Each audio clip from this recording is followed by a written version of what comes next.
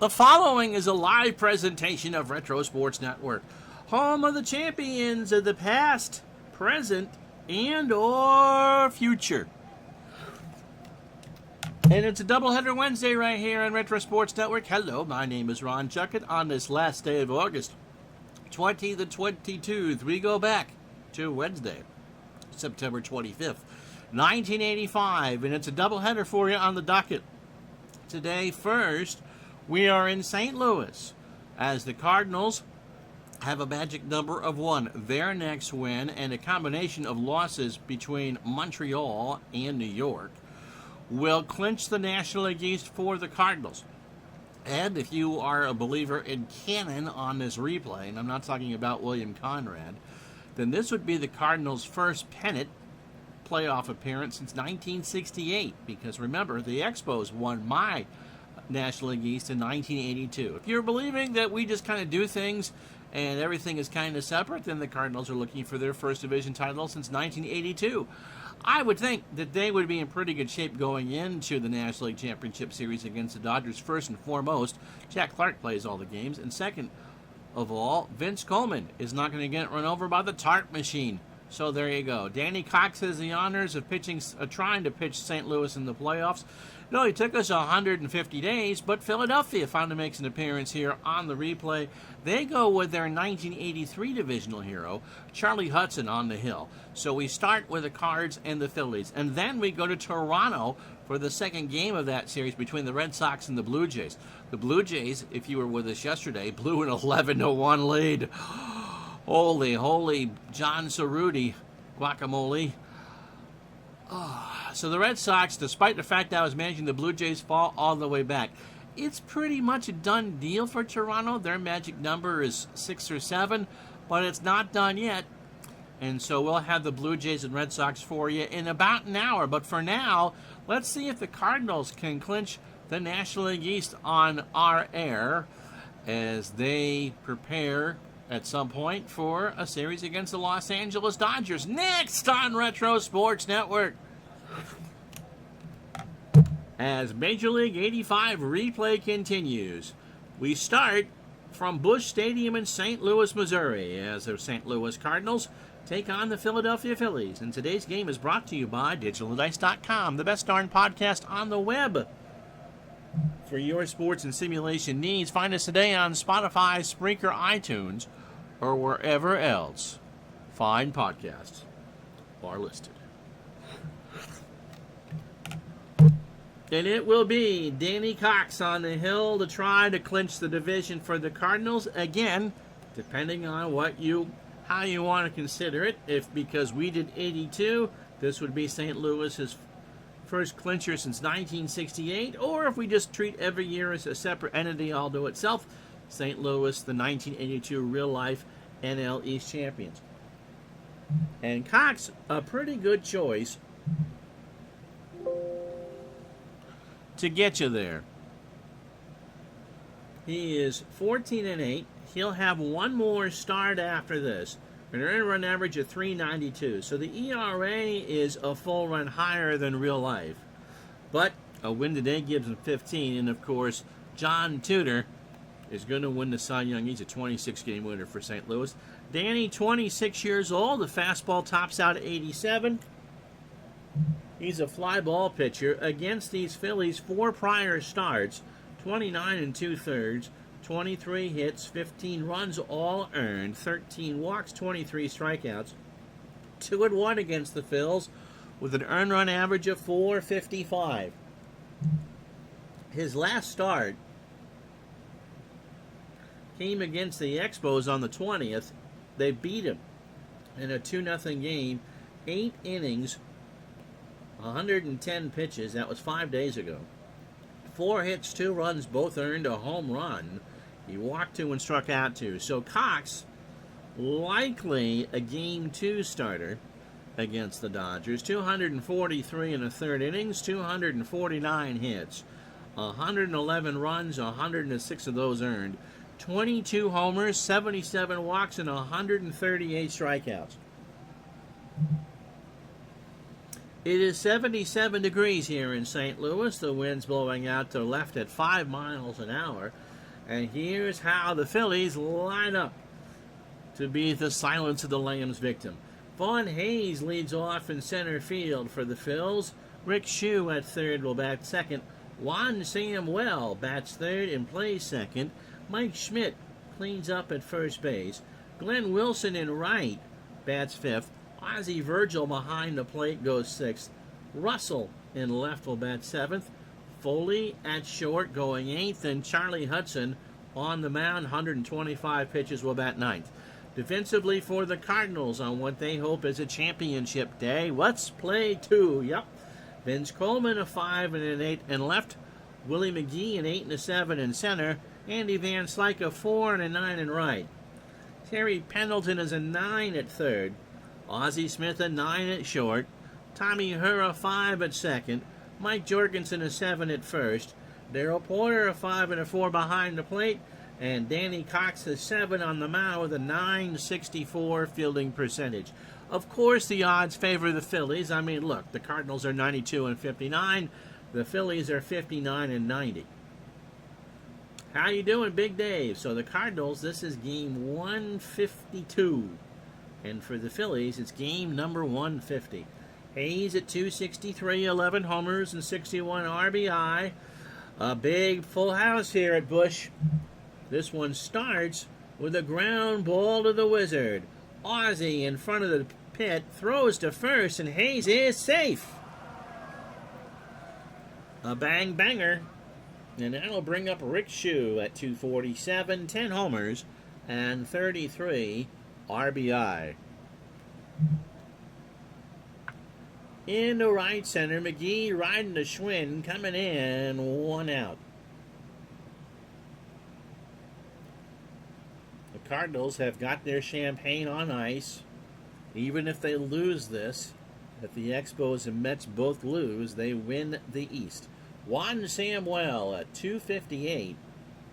Wonder what happened here. He only has 450 at-bats. We only have 10 days left. He's not going to get 200 at-bats in 10 days. Wow.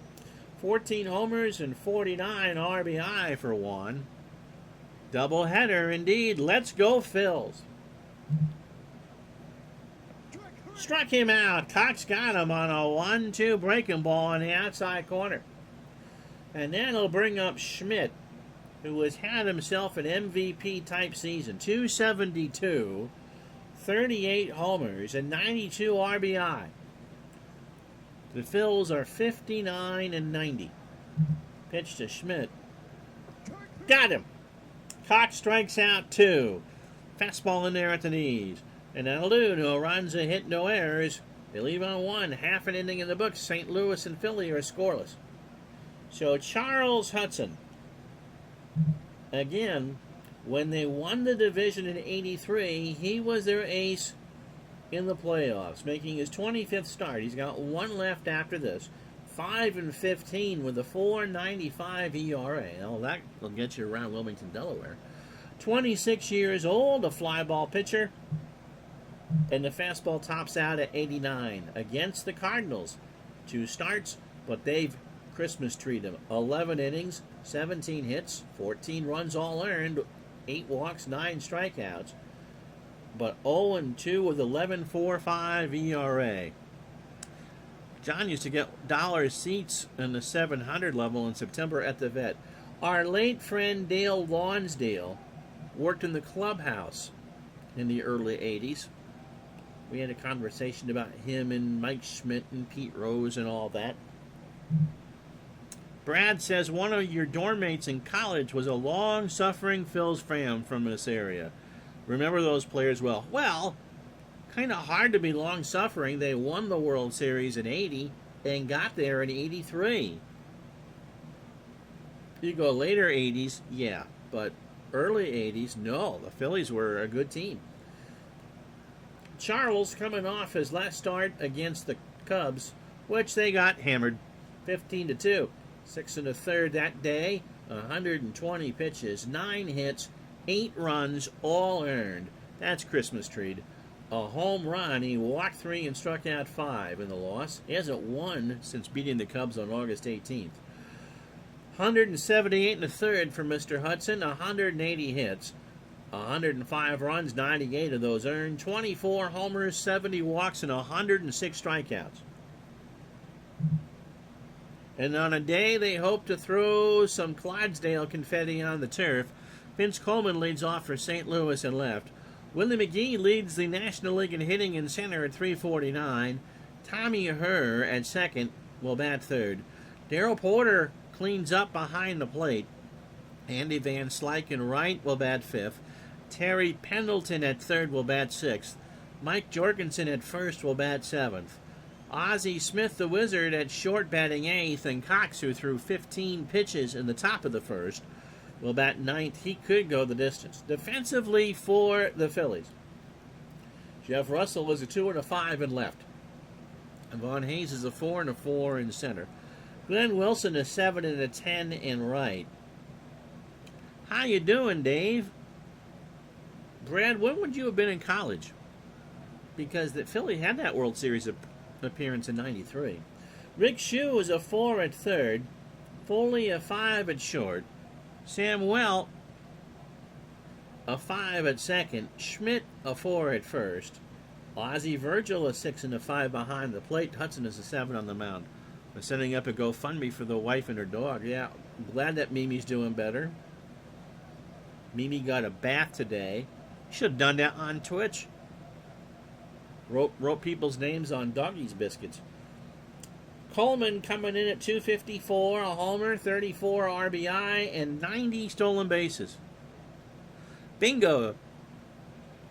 In '93, you'd think he'd won the lottery. I'm sure. And I'm sure that Mitch Williams draws the same middle name for him as Bucky Dent does for me. I was just amused that our Braves fans were let down. Except for '95, it was something that would happen every year. Just saying. Pitch to Coleman. Popped up. Right side. Schmidt. 1 out. He was a huge Kruk fan. How can you not be a John Kruk fan? The reverse batting helmet facing Randy Johnson at the All-Star game. Here's McGee, 349, 12 homers for Willie, 80 RBI. As a Reds fan, I'm insulted that you bring up the '95 Braves. I would think Marlin fans would be more, or Braves fans would be more insulted than I bring up '97 personally, but if Eric Gregg is known for anything, it's that one game. If Tom Arnold and Bobcat Goldthwait had a love child, it would be John Kruk. Abso-freaking-lutely. Pitch to McGee. I did. Ground ball, base hit, right side. So McGee has a single. He's now hitting 351. Here's her. Tommy at 308, 4 homers and 86 RBI. Throw to first. McGee back. And now we'll steal. Tom has an 8-game hitting streak. There goes McGee to throw down to Foley, and Willie is in there. So we told you that Coleman had 90 stolen bases. For McGee, he has 57. And if Herr gets in the position to steal a base, he has 32. So that's 147, 107. The top 3 in the Cardinal order have I lost it. Almost 200 stolen bases between them. Pitch to Herr. Walked him. Bill Conlon, Philadelphia writer that got into trouble later in his career, famously predicted the Phillies pennant in '93 if they stayed healthy, and he got laughed at. That was a good squad. So here's Porter. Darrell at 234, 9 homers. Watch what we're doing here. And 35 stolen bases. Double steal is on. Virgil throws to third, and McGee will slide under the tag. And we told you, The Cardinals have speed, and with one out here in the first, they've already stolen 3 bases. So here's Porter, 234, 9 homers, and 35 RBI. In the right, that'll score McGee, even with Wilson's 10 arm. Wilson makes the catch. McGee goes back to tag. And it's 1-0 St. Louis. Remember those speed kill signs in the stand? Yeah, absolutely. And it gives them a huge advantage in the playoffs. Andy Van Slyke, 275, 8 homers, 54 RBI, 2 out. Fly ball to right. Wilson in the corner makes the catch in the bullpens, and that will retire the side. St. Louis gets a run on a hit. They leave a runner on after 1-0. So Wilson, Virgil, and Russell to face Cox here in the second. Glenn at 277, 14 homers, and 91 RBI.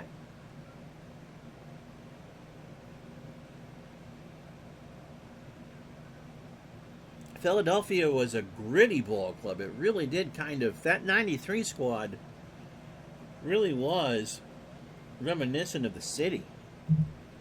Pitch to Wilson. In the left center, McGee running over and will make the catch. I mean, you had Lenny Dykstra in center and Mitch Williams as the closer and Darren Dalton behind the plate. Here's Ozzie Virgil, 230. 14 homers and 47 RBI. Fergosi was a manager that year, right? Pitch to Ozzie. That's going to go over the mound. The Wizards there. Ari throws to first, and Virgil is safe on the bang-banger. So the mound took enough off it that even Ozzie couldn't get it. Yeah, Fergosi. So again, that pretty much, 93 was a lunch pail club. It's John Russell at 227, 9 homers and 26 RBI. Struck him out. That's 3 for Cox. Danny got him a chase, 1-2 fastball, 2 out. For Tom Foley, the speaker at 239, 7 homers and 18 RBI. 30th anniversary be next year. What would you play that in, John? Fergosi was an all-star for a decade, best shortstop of the 60s, reached a World Series as a manager. Now, I would agree that he would be a Hall of Fame case, just like Gil Hodges.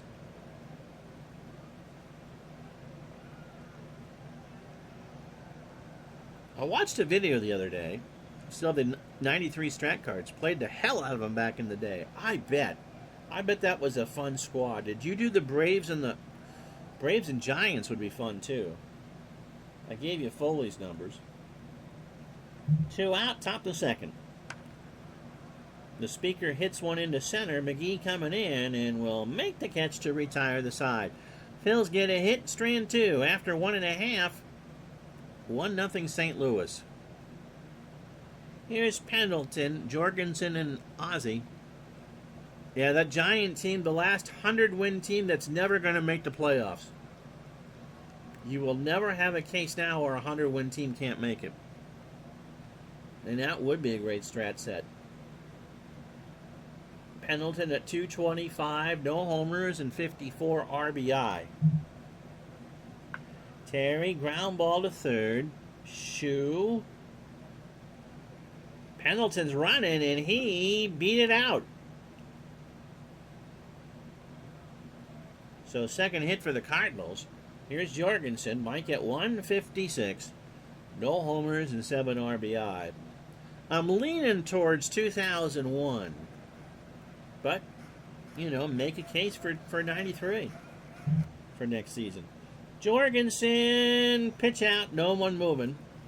Terry has 15 steals, which would lead most teams today, but for this 85 Cardinal team, that's slacker territory.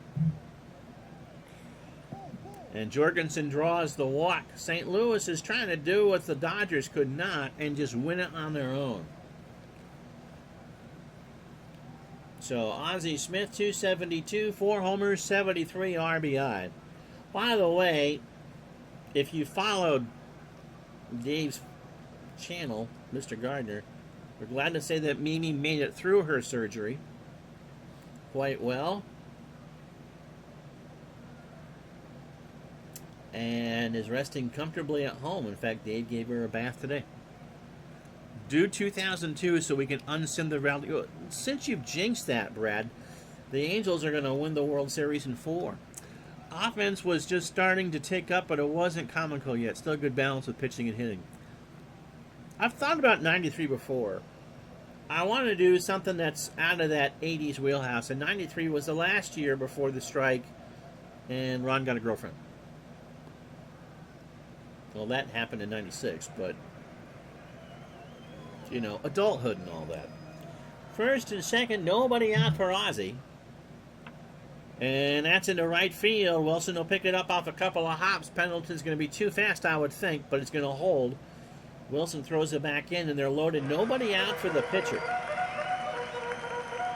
Hitting 125, 3 RBI, and 23 strikeouts. 93, the last year of my life. It's the first year, full year I was out on my own. Got my first apartment, mommy induced, to in August, about 30 years ago, last weekend, as a matter of fact. And so 93 was really the first year I was on my own. And the strike was 94. And so, yeah, I mean, that's, you know, you got to make that transition at some point. It's a challenge for the geek in us to survive relationships. I don't know. Someone's daughter in this stream, I am told from anonymous sources, is a Fortnite champion. Labor Day is the 40th anniversary of you playing D&D for the first time. Wow. So they're going to swing, bases loaded, pitch to Cox. Danny hits a fly ball to the left. Russell over in the corner, and that's foul. Fortnite champion. Imagine that. So 1-2 to Cox, and if he strikes out, no one's going to mind with Coleman on deck. There's a liner up the middle for a base hit. You know it's your day when the pitcher gets a single. Pendleton scores. Jorgensen scores. Ozzie goes to third. And they're opening up the bush here in St. Louis already. It's 3-0 here in the second. So Charles Hudson pitching like he drank some water out of the Hudson. 9 batters, 36 pitches, 1 inning, 4 hits, and he's walked 2. Coleman's 0 for 1. Yeah, I'm cheering for Judge in September. I would laugh myself silly if the Mets signed him this winter, wouldn't you? I mean, wouldn't that be the ultimate? Because the Red Sox aren't going to sign him. But wouldn't that be the ultimate? He stays in New York and goes to the Mets. Pitch to Coleman. Line drive to Samuel, and there's finally an out. Yeah, I think everyone will love that. John had his first cards and dice studio in 94. Third floor studio with a kitchenette. Had your 93 sprawled out on the small table overlooking the fire escape. Yeah, I had 93. I had a fire escape that year. Lived by yourself and never had to worry about cleaning it up. Yes, I remember those days. I always got ready to go the moment I came home from work and got up in the morning with your morning coffee.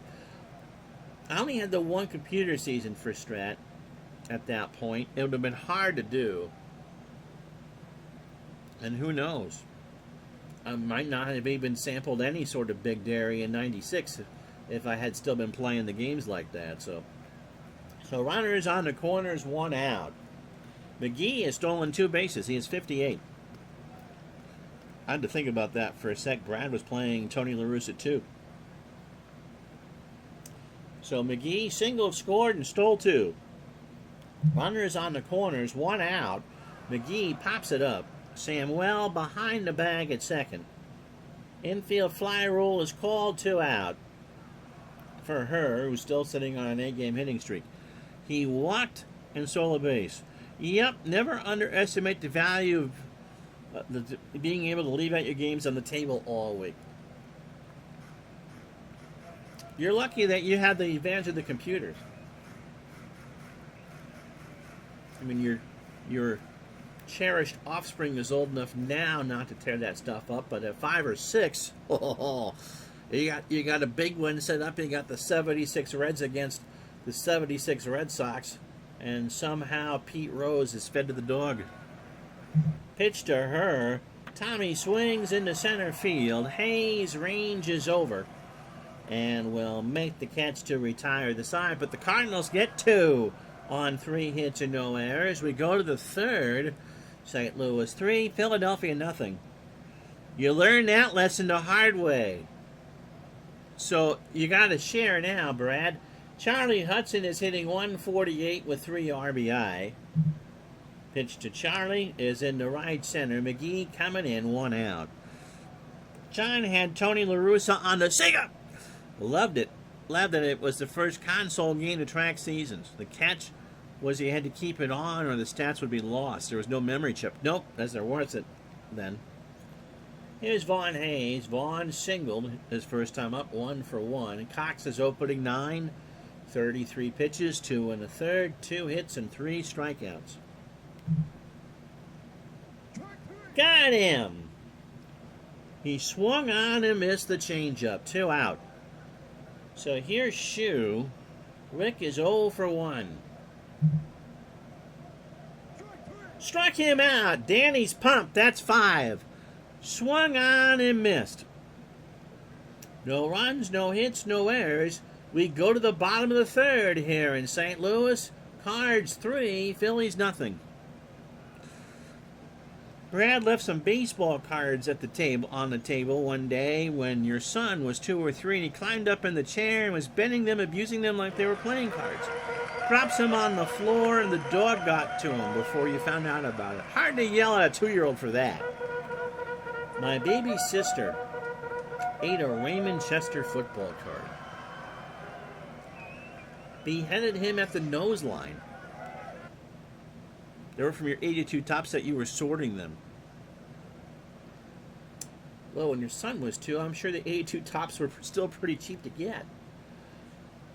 Darrell Porter, sac fly RBI, his first time up. Strikes out, first for Hudson. A 1-2 curve, got him at the belt.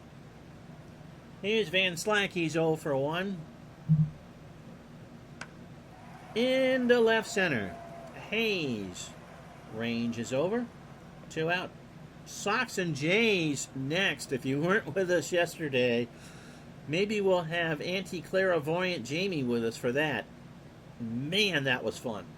Here's Pendleton. Terry singled and scored his first time up. Ah, yes, money was an issue.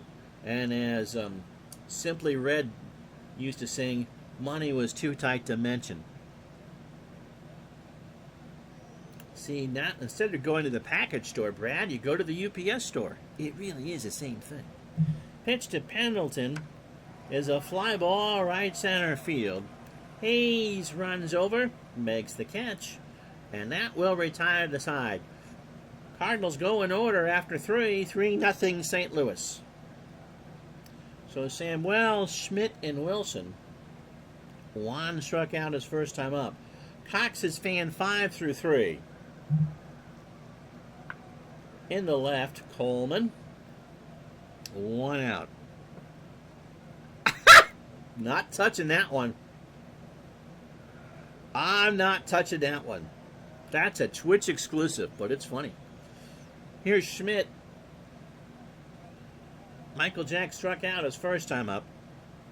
Cox winds and deals. Base hit left field. Coleman throws it in. Let's just say, for Brad's sake, that he'd read a little too much Garfield. Here's Wilson. Len is 0 for 1. Cox from the stretch. Should be 2. Ozzie, her for 1. Jorgensen for 2. So 6-4-3. And there go the Phillies. They get a hit and that's it. No runs, no errors. They don't leave anybody on. Middle of the 4, 3-0 Cardinals.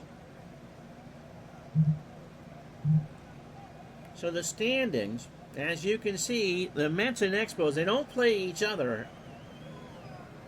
So if the Cardinals don't win this, it's possible that they can't clinch today. But it's St. Louis and the Dodgers. In the West, California has that game in hand. Has played one more game than Kansas City. And so it's a half-game lead, and the magic number being 12. And in the East, Toronto's magic number is 6. They've won 5 straight. They play the Red Sox next. And Boston has had a magnificent year. They have truly overachieved. Here's Jorgensen. Walked and scored. Hudson starts the 4th, and that is foul. Somebody from Topeka, Kansas made that catch. Count is full to Mike. Base hit left field. Jorgensen's going to have extra. Russell picks it up off a hop, throws into second, and Jorgensen has his second double. Brings up the Wizard. Ozzie singled. His first time up. And they walk him. Which is stupid. But Cox now has 5 RBI because he had the 2-run single. And when you give up a 2-run single to a guy hitting 137, you know it's not your day. Pitch to Cox, he squares. Virgil's only play is to first. Cox pretty much stopped. And so, runners on second and third, 1 out for Coleman. Vince is 0 for 2. Hudson, 82 pitches, his opening 18, 3 and a third, 5 hits. Has walked 3 while striking out 1. And if you joined us late, doubleheader day, the Red Sox and the Blue Jays follow right here on Retro Sports Network. Pennant Fever doubleheader here. The Cardinals trying to clinch the National League East. Base hit. That's going to score 2. Russell picks it up. Ozzie, Jets a burning. No! Ozzie tripped. And Whitey has to hold him. So the run scores. It's 4-0. And oh boy, then you got Willie McGee, who is 1 for 2. He has singled, stolen 2 bases, and scored. So first and third, 1 out, and a 4-0 Cardinal lead. Virgil says to Hudson, just get out of here, okay? He delivers. Gets away from Virgil, and Smith's gonna score. So it's 5-0 on the wild pitch. He emailed Ozzie Virgil. He emailed Dave Gardner as the home plate umpire. And that just hit right on the wall. And when it rains in Philadelphia, they boo Santa Claus. And right now, Santa's ears are burning. The 2-1 to McGee. Ground ball to first. Schmidt takes it himself. Coleman moves to third, 2 out. For her, who has walked and stolen a base. That will end the inning. Hayes' range is over. And that retires a side. But the Cardinals add on 2 on 2 hits and no errors. We go to the 5th here. St. Louis, 15 outs from the playoffs. So Virgil, Russell, and Foley to face Cox. Ozzie singled his first time up. Singled past Ozzie, as a matter of fact. That's in the left. That ball is actually hit very well. Thank you very much. In fact, that ball is gone. Into the first deck in left field. Only if Santa is a 2-bit drunk off the street because the real Santa was ill. 15th for Virgil. Here it is again. That's funny. There wasn't anything Coleman could do about it, and it's 5-1.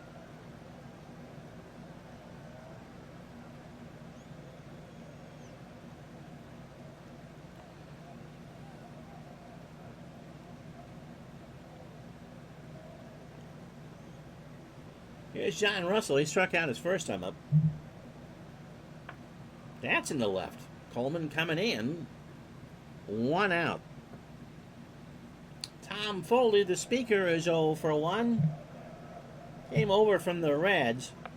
There's a line drive up the middle for a single. So Cox having a not so good inning. 5 hits now for the Phils. 73 degrees now here in St. Louis, and the wind blowing out the left at 7. Playing for the bunt. Hudson's 0 for 1. Hudson pops this one in the left. Coleman, by the pen, will make the catch. Foley retreats, and there's 2 out. For Vaughn Hayes, who's 1 for 2. He is singled and struck out. So Cox, 68 pitches for his opening 18. 4 2/3, 5 hits, a homer, and 5 strikeouts. The homer was Ozzie Virgil a moment ago.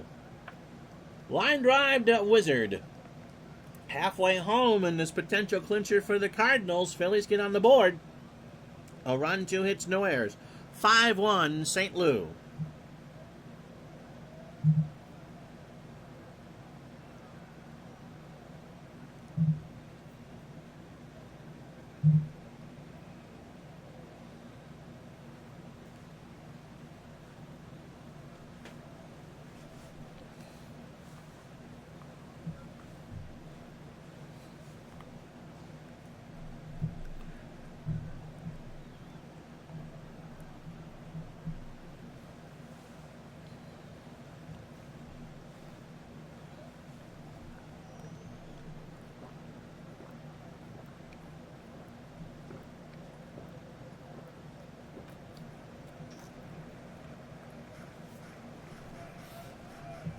Took the full 30 seconds to try to get to my drink. He joined us late. Here's how we got here. 5-1 Cardinals. If they win the East. Started in the first, a sac fly by Darrell Porter to make it 1-0. Then you know you're having a bad year, as the Phillies are, when Danny Cox hits a 2-run single. Made it 3-0 St. Louis. Vince Coleman with a single to make it 4-0 in the 4th. And then Ozzie Smith scored on a wild pitch by Charlie Hudson to make it 5-0. Ozzie Virgil's having himself a day. He had a solo homer to left to make it 5-1. Charlie Hudson, 4 innings, 6 hits, 5 runs, all earned. Danny Cox, a 5-hitter through 5, and just a home run to Virgil.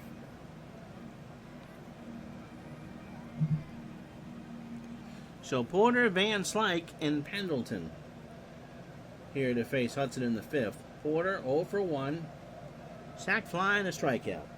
Hudson starts the inning with a walk. And even Porter can almost steal the base. Here's Van Slyke, Andy 0 for 2. By the way, since this replay is running really late, I should be done with the World Series by now. Whenever the AL West is done is when we'll stop the regular season. But since they're there, we'll probably go all the way with that, but just saying. Only Don Carmen can save me now. Save them now. The next coming in lefty Carlton. Yeah, Carmen was pretty good. But you know what? He's in a world all by himself. He's going to be all by himself anymore. Pitch to Thumper. Fly ball, right field. Wilson coming in. Makes the catch. Porter goes back to first. Red Sox and Jays, the second game of this doubleheader. Here's Pendleton. Terry 1 for 2. Single and a run scored. And struck him out. A breaking ball swung on and missed. So here's Jorgensen. Mike 1 for 2. Or 1 for 1. He has scored twice, walked, and doubled. And Hudson is going to run out of pitches, and the Cardinals are going to get to that Philly bullpen. He walks Jorgensen. So first and second, 2 out for Ozzie Smith, who was walked intentionally his last time up. See, this is when you do it when there's 2 out. You don't do it. Anyway, Ozzie has a single and a run scored. He lines it to his counterpart, Foley, who leaps to make the catch. So the Cardinals leave 2 on. No runs, no hits. They leave on 2. We go to the 6th, 5-1 St. Louis. So Shue, Samuel, and Schmidt to face Cox here in the 6th. Liner to right in front of Van Slyke. And that's a base hit. 6th hit for the Phils. Here's Samuel. He's over 2 with a strikeout.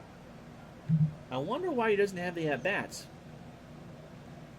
He must not have started every game because he's only played in 106.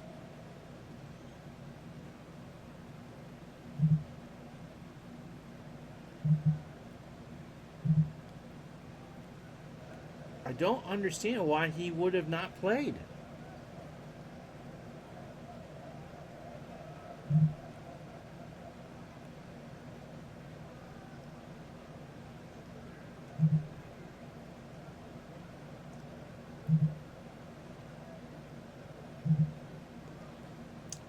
You know what? He didn't play until May 27th.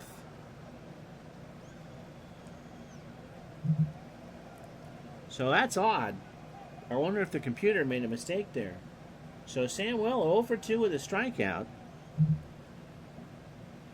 Not that it would have helped the Phillies. That's a base hit in the right center. Van Slyke picks it up. Shue with good speed is going to hold. So first and second, nobody out for Schmidt. Phils can make this a ball game in an awful big hurry. Mike is 1 for 2. He is singled and struck out. Cox takes a deep breath and walks Schmidt. So now they're loaded. The Phillies are tired of all this pennant talk for the Cardinals. Full count. Check swing. Porter said something and the umpire said, he didn't swing. So they're loaded. Nobody out for Wilson, who is 0 for 2. He's grounded into a double play. So Cox, who was living easy the first 5, is in a bit of trouble here in the 6th. And that's a base hit in the left center field. Shue's going to score. Samuel should score. Coleman picks it up. And Samuel holds it third on the single. So it's 5-2. The good news, if you're a Phillies fan, is that Virgil is 2 for 2. He has a homer. He's got a grand slam on the year, and he is technically the go-ahead run. On occasion, John has found that the PC will injure someone. In year 85 replay, Gary Maddox got injured, and didn't realize it was a glitch. So I started to get blank spots in my as-played lineups.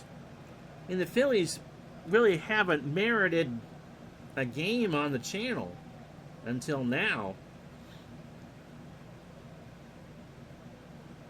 I wonder why he was so far out. Pitch to Virgil. And there's a fly ball to the left. That should get a run in, but Coleman's going to make the catch. Samuel tags. Coleman will... No! Samuel holds! Oh my goodness!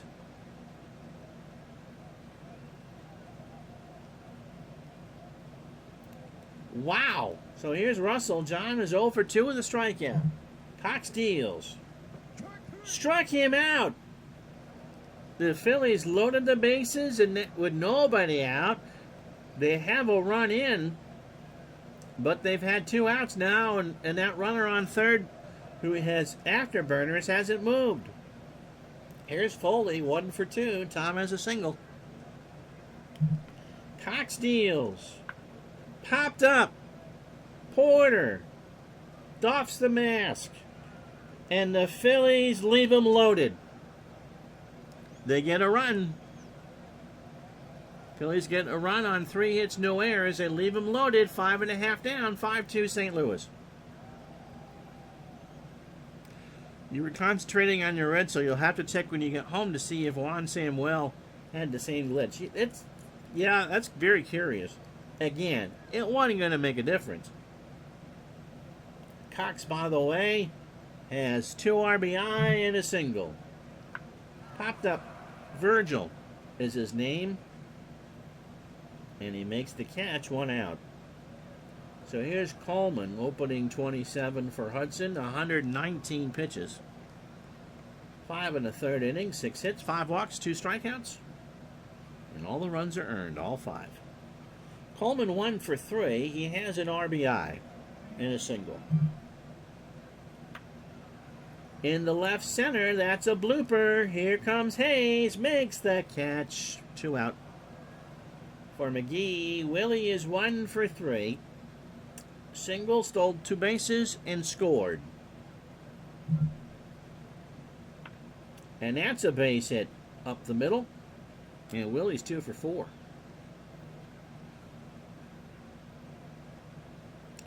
So what do you guys think? In an LCS, who do you think would have the advantage between the Dodgers and the Cardinals? Because we're 9 outs away from that happening. Here's her, Tommy 0 for 2, a walk and a stolen base. McGee's not going to go. Her draws the walk, so first and second. Well, the Phillies were in a 100-loss team in 85. Looking like that could happen in your replay. Yeah, possibly. This is game 150. They'd have to be awful unlucky to lose 100, but close, yeah. Sam Love could have made the difference in about 10 or 12 wins. What was Phillies' record in 85? John's going with the Dodgers. Here's Porter. Darrell's walked and struck out. Sac fly, 0 for 1. Base hit right center field. McGee will round third. Let's see what they do with Wilson's arm. McGee got the go-ahead to score. Wilson throws it to home, and McGee will in there rather easily. So her goes to third, 6-2 St. Louis, and there's 2 in scoring position for Andy Van Slyke. John thinks right around 500. Yeah, I don't remember them being bad. I remember them being older, but not bad. So here's Van Slyke. Andy's 0 for 3. Hudson stays in the game, and Van Slyke draws the walk. So they're loaded. That's a 7th walk for Hudson, and again, he's staying in the game. He is only fanned 2 in 5 2/3. And here's Pendleton, 1 for 3, has singled, scored, and struck out. They're loaded. And that should be out of play. Russell ran out of real estate, and the count is a ball and 2 strikes. So Cardinals trying again here. Porter and Van Slyke on. Another liner foul. Schmidt gives chase and can't get it. Set out. It's not. And the count remains a ball and 2 strikes. Hudson's up to 142 pitches. They're saving him for 86. Pitch to Pendleton. That's up the middle, and Samwell cuts it off. The throw to Schmidt. What a good play from Samwell. 1 run, 2 hits. They leave him loaded. No errors. We go to the 7th here in the possible clincher. They're 9 outs away. 6-2 the score. So they're going to pinch hit for Hudson, I would think. Charlie's 0 for 2. And it'll be Darrell Thomas. He used to play for San Diego. Thomas hitting .500 as a pinch hitter. 260 overall, 4 homers, and 14 RBI. Foul behind the plate, and the count is 2-2. To short, 1 out. Vaughn Hayes is 1 for 3. He has singled and struck out. 27 batters deep for the Phillies. Cox 108 pitches, 6 1/3. 8 hits, a homer. That was to Virgil. A walk and 6 strikeouts. As we said, Hayes is 1 for 3, a single and a strikeout. Into right, Van Slyke in the corner, slicing foul. 0-2 the count. It's a few Dodgers scouts who made that catch. Struck him out. That's 7 for Danny.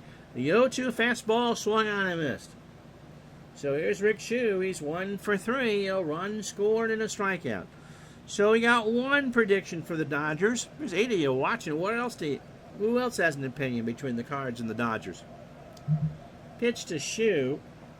Struck him out. That's 8 for Cox. Stretch time, 6-2.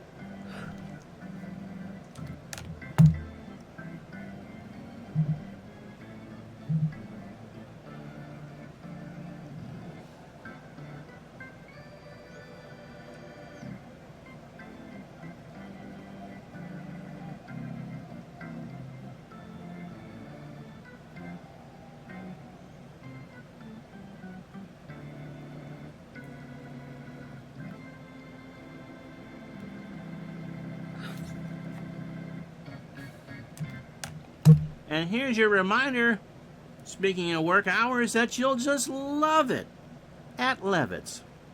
Rocky Childress coming in. Rocky looks like he could have come off the set of Animal House in that picture. He's 23 years old, so he probably did come off from the fraternity Sigma Sigma Sigma, or Drinky Drinky Poo. Fastball pitcher at 85 and a flyball plus pitcher. 14th appearance on the replay, 1-0 with a 5.79 ERA. He has faced the Cardinals twice, an inning and 2/3, a hit and a walk. His last appearance came against the Mets last night in a 7-2 loss, 2 innings, 33 pitches, 3 hits, a walk, and a strikeout. 18 and 2/3 innings for Rocky. 30 hits, 13 runs, 12 of those were earned, 1 homer, and that was against the Giants. He has walked 4, while striking out 1. Jorgensen, Smith, and Cox, who will work the 8th for St. Louis. Mike doubled, scored twice, and walked twice. He's 1 for 1. Ground ball to Foley, on the dirt, throws to first, and Jorgensen's out. Here's Wizard. Ozzie is 1 for 2. He has singled, scored, and walked. Red Sox and Blue Jays to follow. In the right, Wilson. 2 out.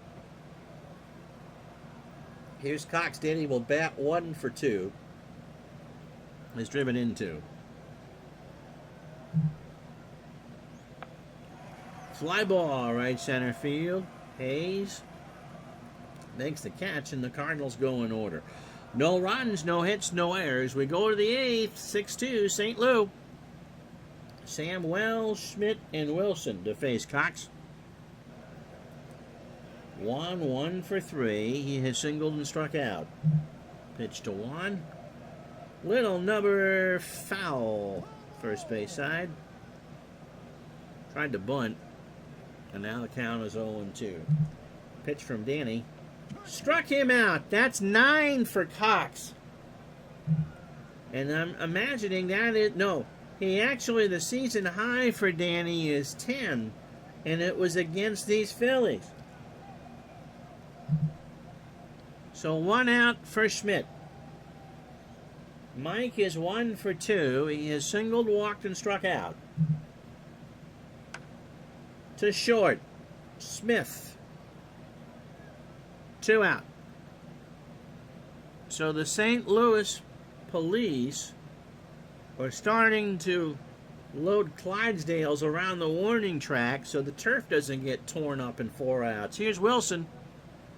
Glenn is 1 for 3 with an RBI, a single, and grounded into a double play.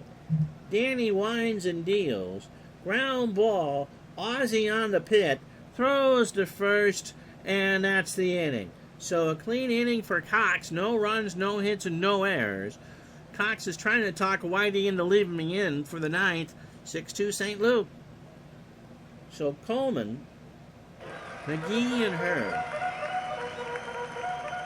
Vince is 1 for 4 with an RBI.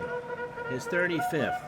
And So games 1 and 2 of the National League Championship Series will definitely be in Los Angeles. And I think now it's a pretty safe assumption that games 3, 4, and 5, if needed, are going to be right here in St. Louis. Pitch to Coleman. Bounder past Smith. Wilson will pick it up. And Coleman's digging for 2.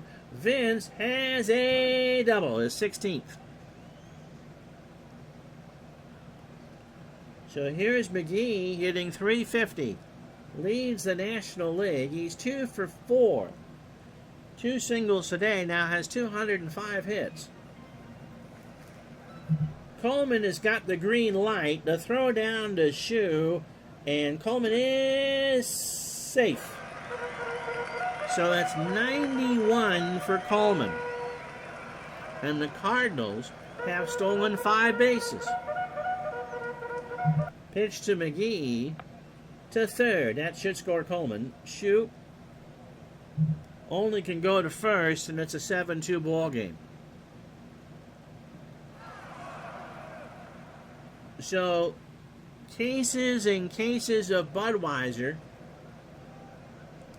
are starting to make their way into the stands for a party like it's 1982 here in St. Louis.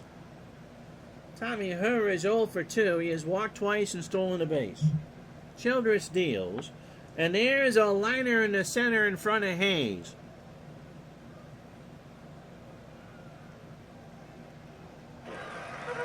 Seven runs, 10 hits, 9 left on for St. Louis.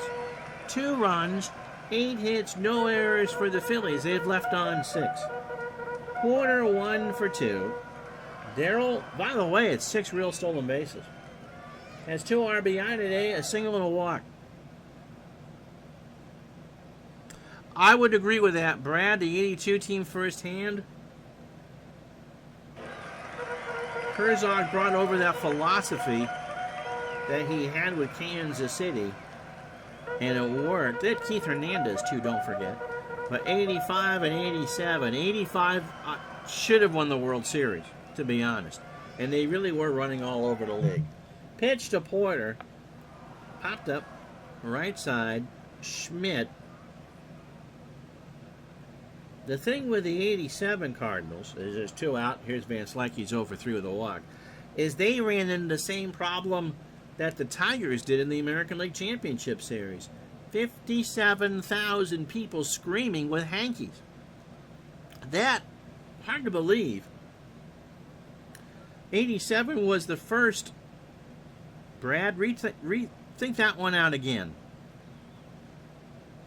87 was the first year that the home team won every game in the World Series. You couldn't get a Cards-Mets championship series. They were in the same division. So here's her on first. Van Slyke, 0 for 3 with a walk. And he draws the walk. So first and second for Pendleton. Terry 1 for 4. A run scored and a strikeout. 87, I think, was the closest battle between the Cardinals and the Mets. I mean, the Mets just obliterated the NL in 86. And it was a Terry Pendleton homer late. Yeah. Well, you're not changing it, so you can call it stupid, but Chicago and St. Louis deserve to be in the East, and that's my story, and I'm sticking to it. At least they bought me dinner first, Brad. Pendleton 1 for 4, run scored and a strikeout. First and second, there's a ground ball to Foley, and he bobbles it, so they're loaded.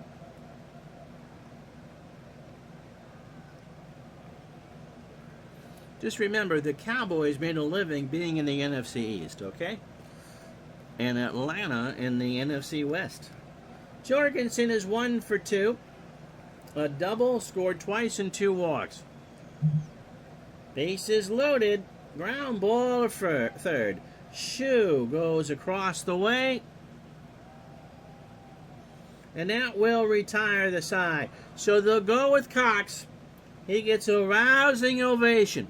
7 runs, 10 hits. They've left on 12. The Phillies, 2 runs, 8 hits, an error, and they've left on 6. But the Cardinals are up 5. The Phillies need 5 to tie and 6 to cause real panic here. Virgil, Russell, and Foley, and then the pitcher spot. Had an RBI baseball tourney freshman year of college. What year would that have been? Every team draft, the Cardinals were picked first. And the Tigers, because they could mash, and Doyle Alexander, you must have been a freshman in 88. Doyle Alexander was unhittable. Alrighty, here we go. 55,000 on their feet. Virgil is 2 for 3, single and a solo homer. Yep, 88. I knew it when you said. So, you're only a year older than I am. Pitch to Virgil. Popped him up. Ozzie. 1 out. Here's Russell. 0 for 3. He struck out twice.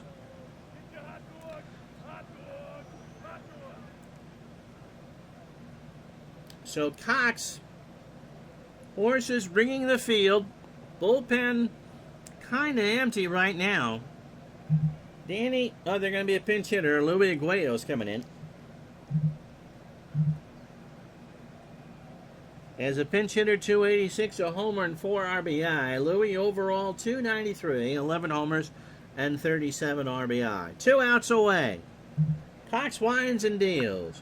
In the left field, Coleman in the corner. That's well hit, but that stayed in the yard. 2 out. That's true. If the Tigers won it all in 87, there'd be nobody bashing that trade, Alexander and Smoltz. At college, no one had PCs then. On your new Nintendo Entertainment System. All right, everybody up. Tom Foley, if he bats, is 1 for 3. He stays in the game. Ground ball to Ozzie. Over to first, and that's a winner. That's a pennant clincher. The St. Louis Cardinals have won the American or National League East. And Ron blows the call. Of course he did. The Cardinals win the pennant. They will face the Dodgers in the National League Championship Series. There is a pile on Danny Cox on the mound. And they win this one 7-2. Cox, your digital dice player of the game, 9 innings, 8 hits, 2 runs, both earned. The home run to Virgil, a walk and 9 strikeouts. Hudson falls to 5 and 16. So 7 runs, 10 hits, no errors, and then left on 12. That's right, Brad. Hey, you got the traditional Jack Buck saying, that's a winner, folks. Go crazy, you only used the once. That was the Ozzie Smith homer. 7 runs, 10 hits, no errors, and I can't wait for Brad to stream games on his channel. 12 left on for the Cardinals. 2 runs, 8 hits, an error for the Phillies. They leave on 6. Tudor with a sidearm delivery is also very difficult to hit. Guys would just pepper the left side corner of home plate. Yeah.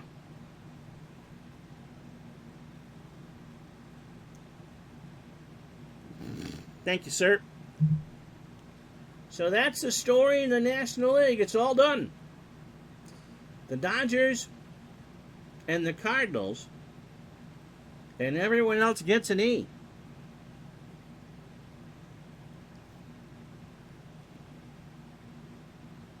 How about that? And Tudor, of course, got a couple more starts. He's a 26-game winner. All right, we'll be back with the Red Sox and the Jays right after this.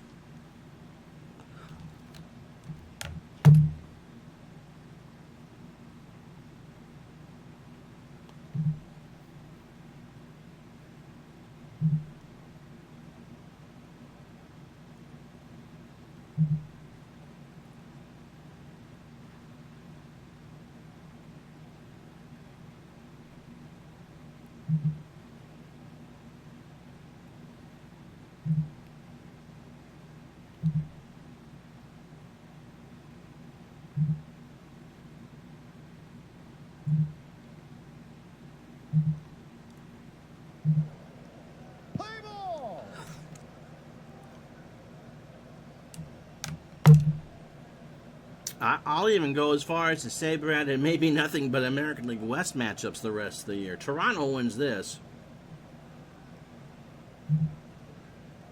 We'll show you the standings. Their magic number could be as low as 4 if they win this one. And it's Jimmy Key versus Bruce Hurst. But there you see the story in the National League. St. Louis gets the X. They won 7 of their last 10. They finally woke up. 45-29 at Busch. Look at the Dodgers. 52-28 away from Dodger Stadium. So it'll be primarily, there's no reason to show a National League game at this point. Anyway, oops. I thought I hit the right button. Apparently not. I'll show that again.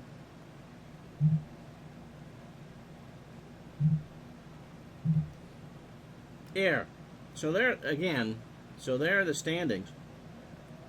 Toronto with a win today and a Yankee loss. That magic number goes down to 4.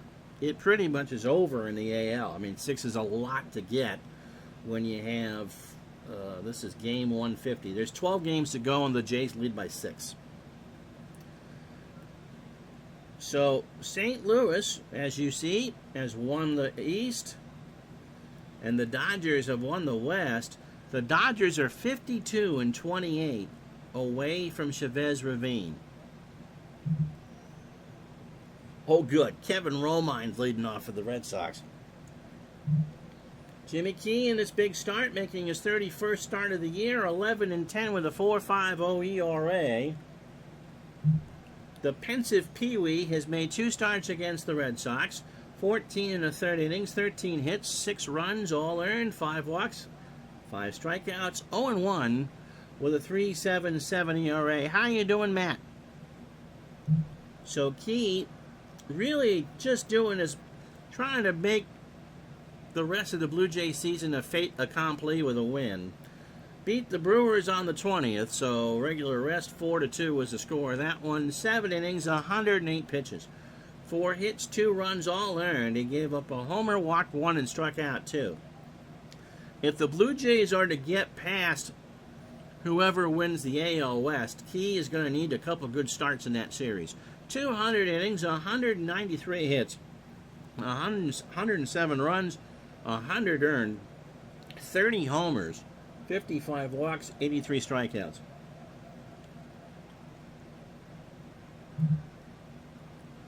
The Red Sox have conceded the season, essentially. Kevin Romine leads off in right. That's all you need to know. Dwight Evans, the DH, will bat second. Bill Buckner at first will bat third. Tony Armas in center cleans up. Mike Easler in left bats fifth. Marty Barrett at second bats sixth. Glenn Hoffman at third for Wade Boggs batting seventh.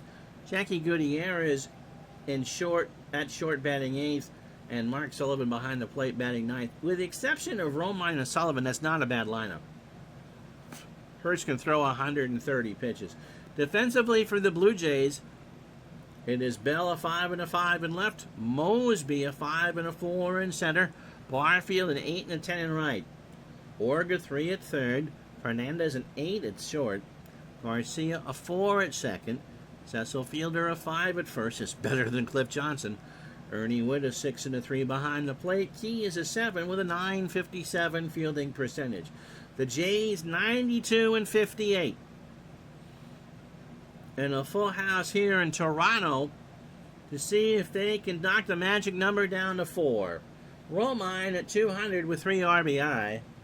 And this one starts with a fly ball, right center field. Mosby coming in, 1 out.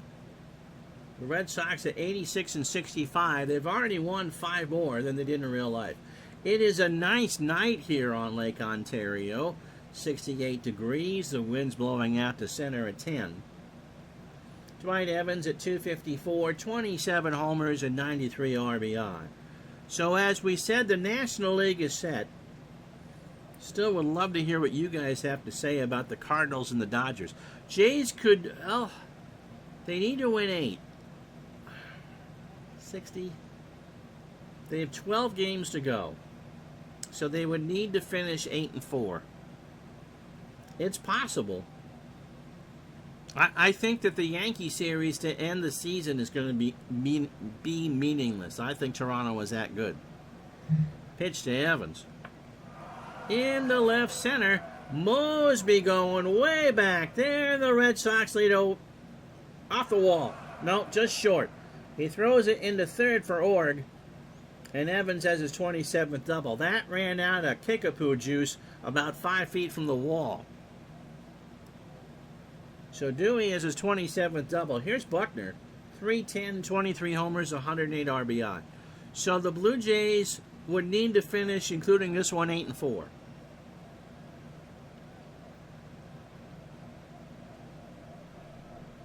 Oh, I would agree the 85 Dodgers were better than 81. Certainly 88. We'd like to thank the Mets for that 88. Pitch to Buckner. In the right, Barfield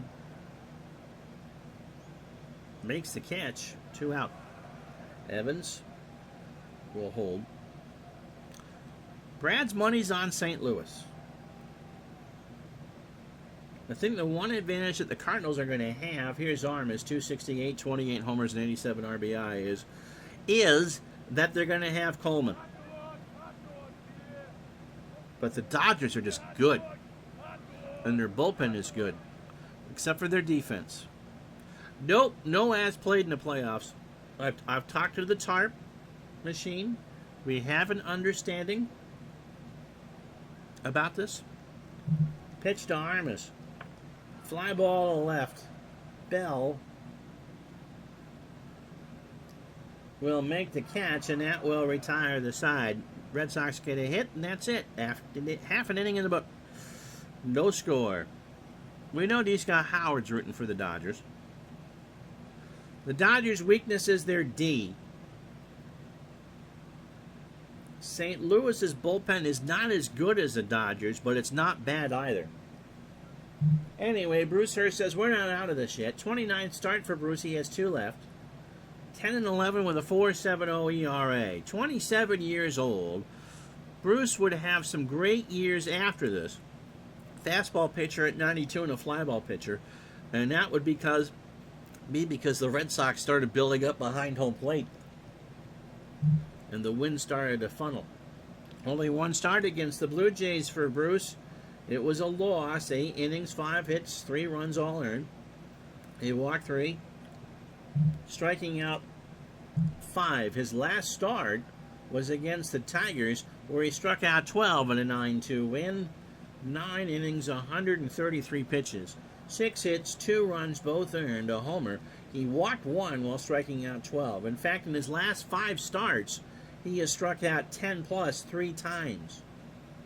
Overall for Bruce, 193 in the third, 204 hits, 104 runs, 101 of those earned, 28 homers, 58 walks, and 167 strikeouts.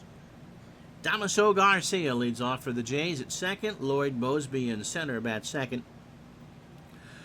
Cliff Johnson, the DH, is batting third. George Bell in left cleans up. Jesse Barfield batting fifth in right.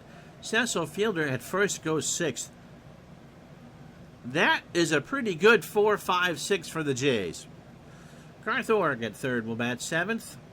Ernie Witt behind the plate goes eighth. And Tony Fernandez, the second leadoff hitter in the 9-hole, key through 17 pitches in the first.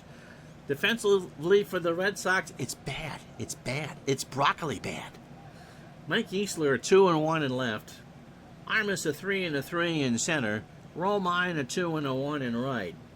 Boggs, a 5 at third. They're playing for the bunt, which I'm not going to do. Gutierrez, a 4 at short. Barrett, a 6 at second. Buckner, a 5 at first. Sullivan, a 6-3 behind the plate. Hurst is a 6 on the mound with a .935 fielding percentage. Question to Mr. Howard. Understanding that 81 and 88 were championship teams, of the 4 playoff teams the Dodgers had in the 80s, which would you consider to be the strongest of the 4? 81, 83, 85, or 88. Did I give you Garcia's numbers? 270, 8, and 49? Oh, I did anyway. Ground ball is short. Gutierrez ranges over, throws to first. And Garcia is safe on the bang banger. Here's Mosby. 263, 10 triples, 17 homers, and 86 RBI. Throw it first. Garcia's back. Mosby. Line drive left field. Easler will pick it up. Damaso will stop. They'll go to third. Is Mosby going to go for two? Nope. But they take the extra base on Easler's ramen noodle arm. And it's first and third for Johnson, who is 8 for 32. 250 and 5 RBI. Hurst's pitch struck him out. A 1-2 fastball in the outside corner, one away. For George Bell, 270, 27 homers, and 104 RBI. Got him! So Hurst got him on an 0-2 curve, fastball looking. 2 out for Barfield at 327 homers and 85 RBI. I want to say I think the Dodgers will win, not because of my managerial prowess. Wink, wink, nudge, nudge. But I think the fact that the Dodgers have power, and as much as we've talked about the front three for St. Louis, Tudor, Cox, and Andujar, Kirk Hepshire has not had a good replay. And oh, by the way, Oral Hershiser's a 20-game winner. Fernando's not too shabby himself. Pitch to Barfield. Ground ball to first. Buckner picks it up. And the Jays will leave on 2. After 1, no score. So 2 hits for the Jays. They leave on 2. Here's Easler. Mike at 259, 18 homers, and 84 RBI. Easler, I believe, was a straight-up trade for Don Baylor after the season is over. So Easler, in his last year with the Red Sox, struck him out. 1 for T. That'll bring up Barrett. Jimmy got him looking on a 2-2 fastball. Marty at 285, 4 homers, and 38 RBI. And there's a liner right to Cecil Fielder. 2 out.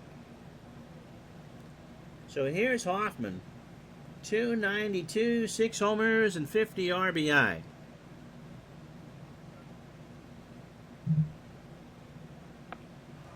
Into right center. Mosby retires his side. Red Sox go in order. Bottom 2, no score.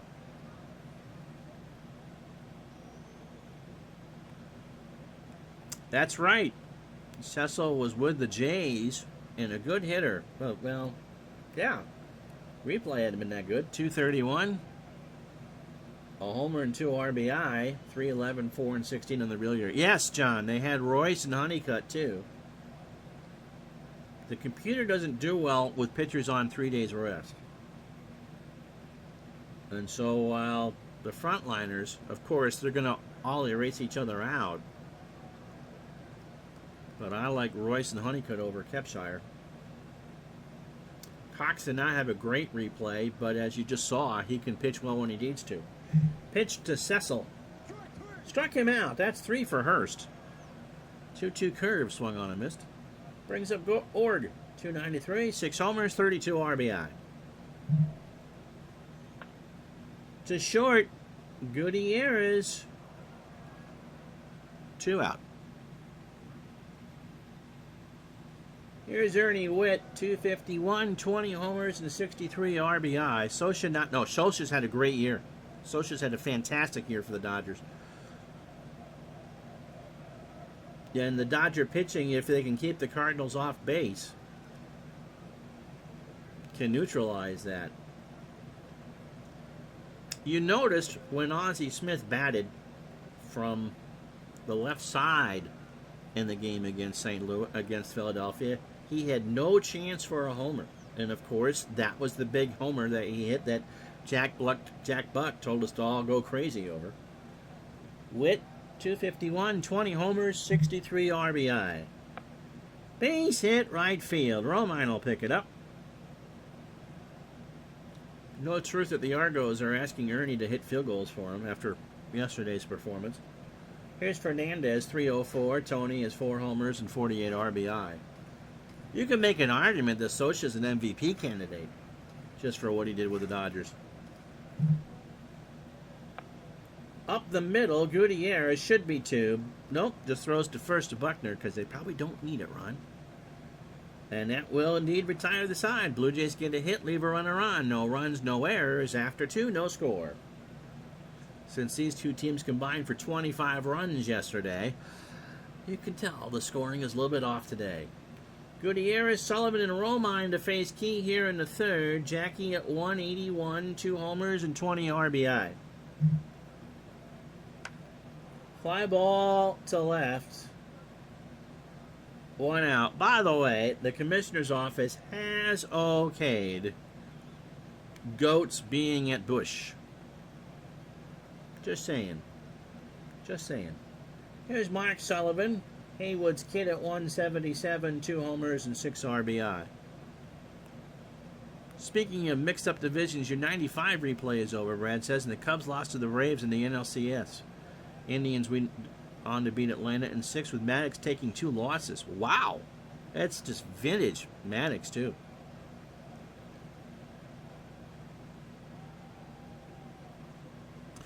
Use that in a discussion about Action PC realism. My argument was that in Action PC, Ozzie still had a remote chance of hitting that left-handed bomb, where other sims would never allow that. Yeah, he would be a W in Strat, wouldn't he? Although, is there a 1 on his card in AMPA? Albert Bell at 5 homers. There's a player, probably because he wasn't real well liked as a player, that wasn't really appreciated for what he could do. Pitch to Sullivan. Fly ball to left. Bell.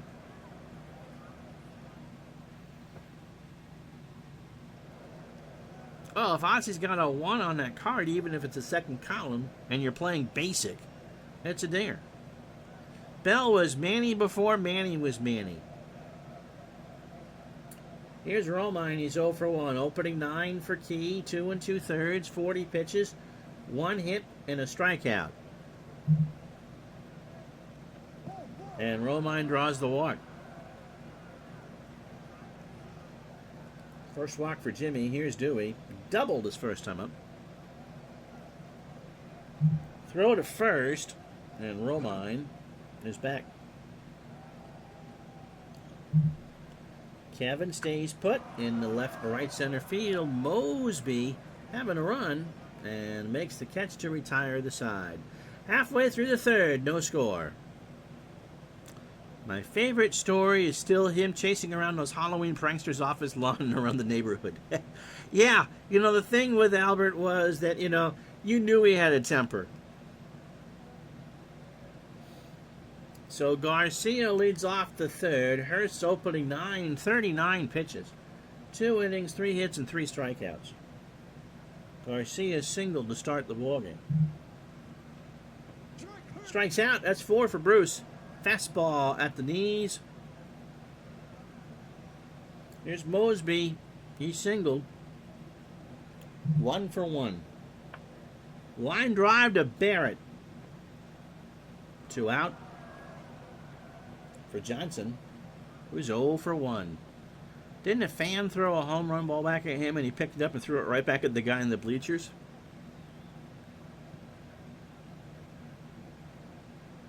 That wouldn't surprise me. that wouldn't surprise me. Here's Johnson. He struck out his first time up.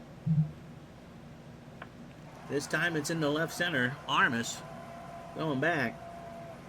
And this one's been a quick one. After 3, no score. So Buckner, Armas, and Easler for the Sox here in the 4th. Red Sox have 1 hit, the Jays 3.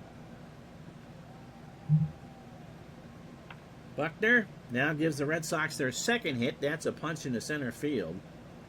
And Bill will hold for Armas, who's 0 for 1.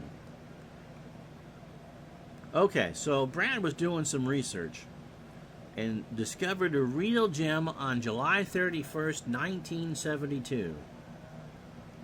A rare game where one player had 2 inside the parks in the same game. Only happened twice in the past 72 seasons. The other one was this year, right? Pitch to Armas. Fly ball left field. Bell has it. Buckner goes back to first. Guess who did it in 72? Hint, an MVP.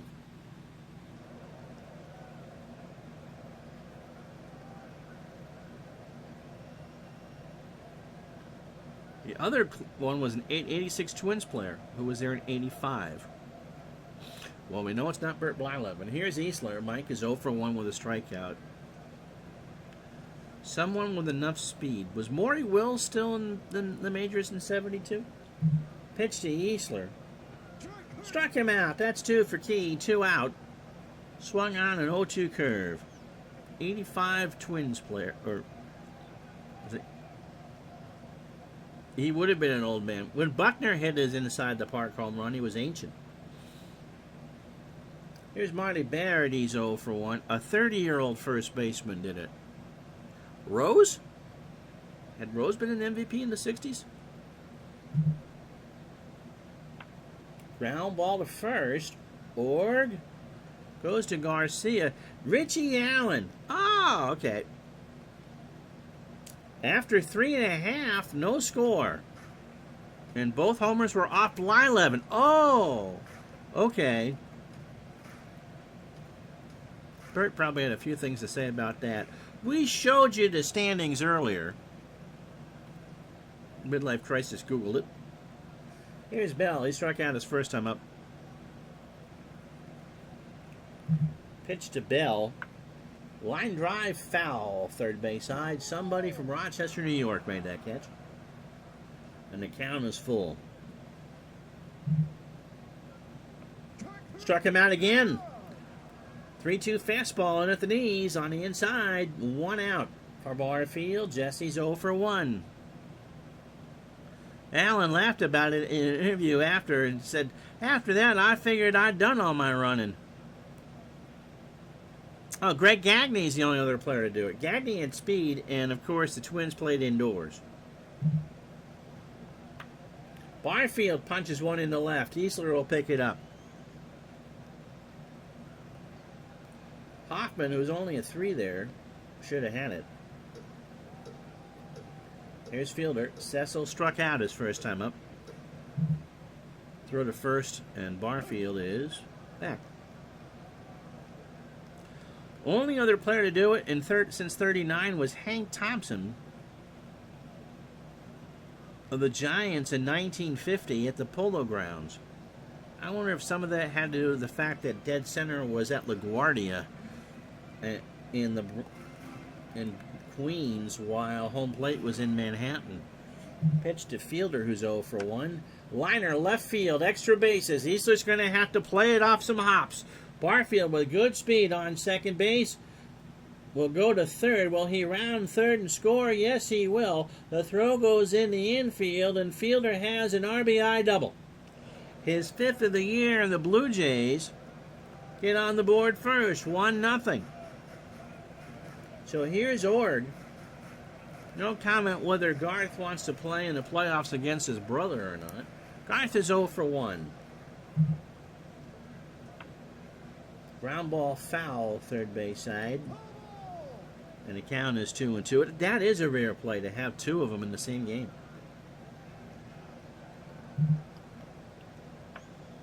Line drive right field. Past Romine. That's extra bases. Fielder will score as soon as he touches third. Org has 2. Org isn't going to stop. He's going for 3. Marty Barrett, the relay to Hoffman. Org will slide, and he is safe. His 4th triple, and the Blue Jays are up 2-0. So here's Ernie Witt. Ernie with a single. He's 1 for 1. There's a ground ball foul, first base side. We will have a game for you tomorrow. I'm not sure who it is yet. And that'll be it for the week. The 0-2 to Ernie. Popped up, right side. Buckner gives chase. And nope, out of play. So somebody from Hamilton made the catch. And it wasn't Bill Buckner. Here's Witt now with an 0-2 count. Oregon third. Gets away from Sullivan. Here comes Garth, and it's 3-0 Jays.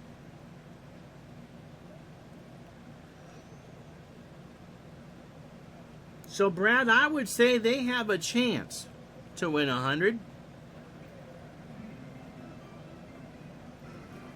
The key is when we get to the American League Championship Series is the bullpen.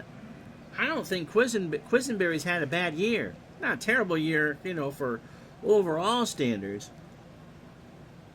But I'd much rather have Tom Henke closing out games than Dan Quisenberry. The 1-2 to Witt. Nobody on, and Ernie strikes out. So Hurst got him on the corner on the outside for his 6th. 2 out for Fernandez. Tony is 0 for 1.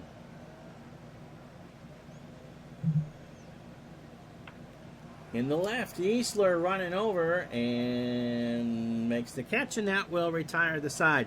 Big inning for Toronto. 3 runs, 3 hits, no errors. After 4, 3-0 Blue Jays.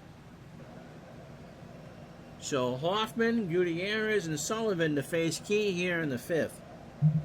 Pitch to Glenn. Popped up. Left side. Fernandez. 1 out. If the Blue Jays win this, the Red Sox elimination is 4. Number is 4. And the Blue Jays' magic number drops to 5. If the Yankees lose, it drops to 4. Gutierrez is 0 for 1. And Jackie strikes out, gets away from Witt, throws down to first, strike for the out. So that's 3 for Key, 2 out here in the 5th for Sullivan, who's 0 for 1.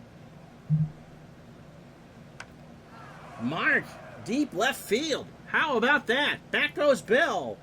And Sully homers.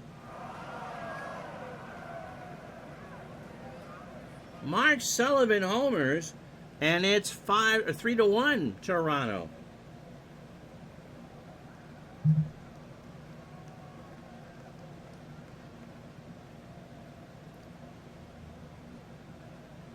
The Red Sox have played this 85 replay with a tremendous amount of moxie. Jamie yesterday, in one of the all-time great moments in chat, when it was 11-1 Toronto, claimed that Boggs making a robbery of a play saved the game for the Red Sox. And I thought, Jamie had a little too much Florida sun. And then back came the Red Sox. It was great. So 2 out for Romine.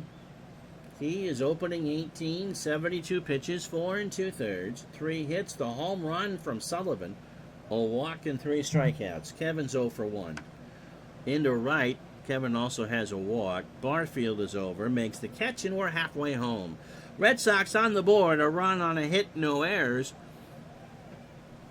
Halfway home, the second part of our doubleheader on a Wednesday. Toronto 3, Boston 1.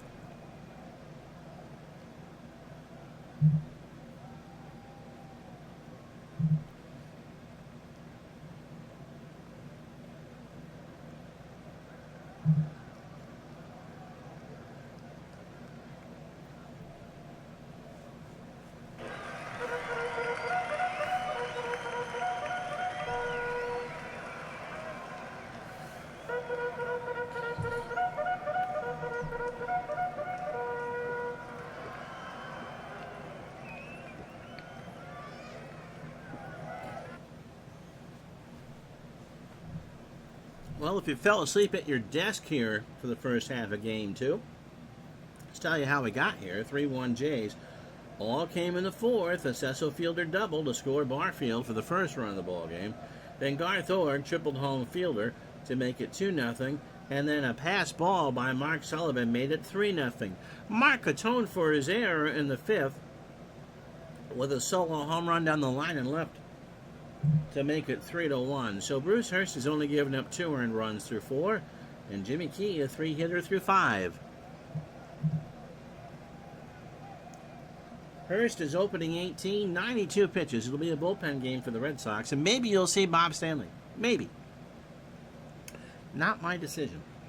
4 innings, 6 hits, and 6 strikeouts, and 2 of the 3 runs are earned. Garcia 1 for 2. He is singled and struck out. Ground ball to third. Hoffman is there. Long throw to first. 1 out. By the way, before more of you peel off to go back to work, here's Mosby, 1 for 2 with a single. This week marks the 4th anniversary of this channel. We've done 1,000 videos. On YouTube, we have 1,301 subscribers. Mosby 1 for 2 with a single, by the way. And so, thank you all so much for all the time you spent watching and laughing and telling me I'm a douchebag or a dweeb. It happens.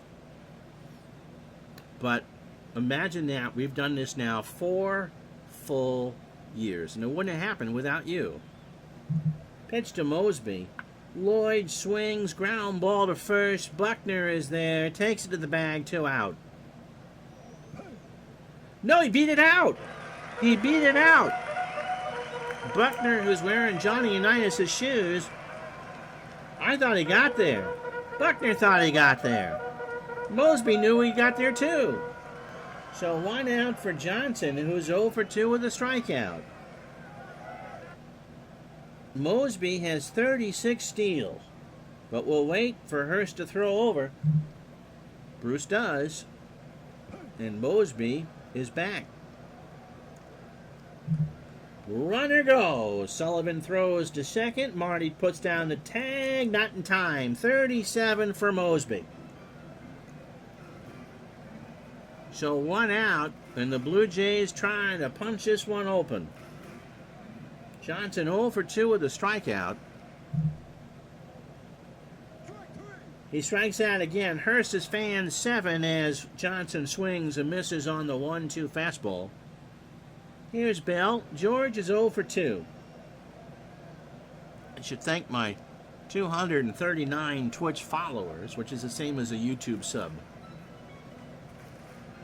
So would we call them grinders or heroes? Bell has struck out twice.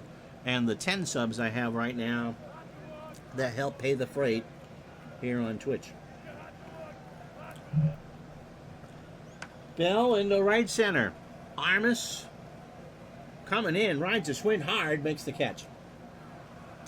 No runs, a hit, no errors. After 5, 3-1 Blue Jays. They've left on 4. The Red Sox have left on 3 as Jimmy Key digs in to start the 6th. It'll be Evans, Buckner, and Armas. Dewey 1 for 2 at his 27th double. Slow ground ball to third. Org's going to have to hurry, but Evans is not fleet of foot. 1 out. I think I put my audience to sleep. My wife says I've been boring people for years. Here's Buckner. Bill 1 for 2. He has singled. He's 197 hits. He's going to top 200 before we're done for the season. In the left center, Mosby. Mosey's back. Lloyd makes the catch, 2 out. So here's Armas. He's 0 for 2. In the left, Bell makes the catch to retire the side. Key cruising on easy street, 5.5 down, 3-1 Jays. So Barfield, Fielder, and Org to face Hurst here in the 6th. Jesse 1 for 2. He has singled and scored. Hurst delivers and struck him out. Bruce has pitched a good ball game. That's 8. Late strike on an 0-2 fastball. Cecil Fielder 1 for 2. Cecil has doubled, driven in a run, scored, and struck out. Fielder into right center. Armas drifts over. And there's 2 out for Garth Orr. Garth 1 for 2. A triple. An RBI is 33rd. No run scored. Base hit. Extra down the line. Left field. Easler. Good throw, but it won't get him. And Garth has his 15th double of the year. So the 8th hit for the Jays. 2 out for Ernie Witt, who's 1 for 2.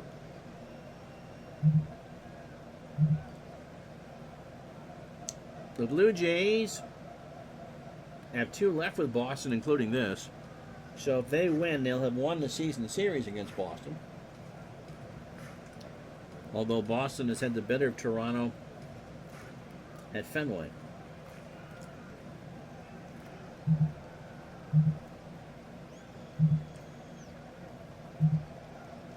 If you're wondering about ALCS possibilities, Toronto has taken 7 of 12 against California and 8 of 12 against Kansas City. California and Kansas City play 4 more times in Kansas City. So California has won that season series, regardless of what Kansas City does. So if California wins the East, or wins the West, rather. See, I made that mistake again. Go crazy, folks. Go crazy. It'll be because California beat them when it counted. In fact, they've outscored the Royals 44-29.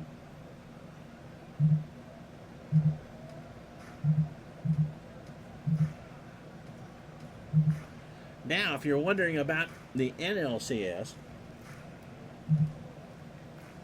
St. Louis has beaten the Dodgers 7 out of 12, so 7-5 won that season series. But they were 3 runs in part. In fact, the Dodgers outscored them 45-42. At Chavez Ravine, the Cardinals were 4-2. At Busch, 3-3. Witt 1 for 2 with 2 out here in the 6th. Oregon second. Single and a strikeout for Ernie. Into left center, Armas will make the catch, and that retires the side. Blue Jays get a hit.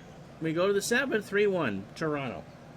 So Easler, Barrett, and Hoffman here in the 7th. Mike is 0 for 2. He is fanned twice. 2 of the 3 strikeouts on the dance card. Make it 3 as a 2-2 got him on the outside corner. So there's Marty Barrett, who's 0 for 2. We know that regular season records really don't mean a thing once you come to October. But that should just give you a snapshot of what has happened in this replay. Pitch to Barrett. Popped up. Witt to the screen. Foul. So the count is 0-2. So the Royals and Angels play 4 more times. Pitch to Barrett. In the shallow right center. Mosby coming in. Makes the catch. 2 out. So here's Hoffman. Glenn is 0 for 2. He winds and deals. Here's a fly ball to left. Back goes Bell. Makes the catch to retire the side. Stretch time, 3-1 Jays.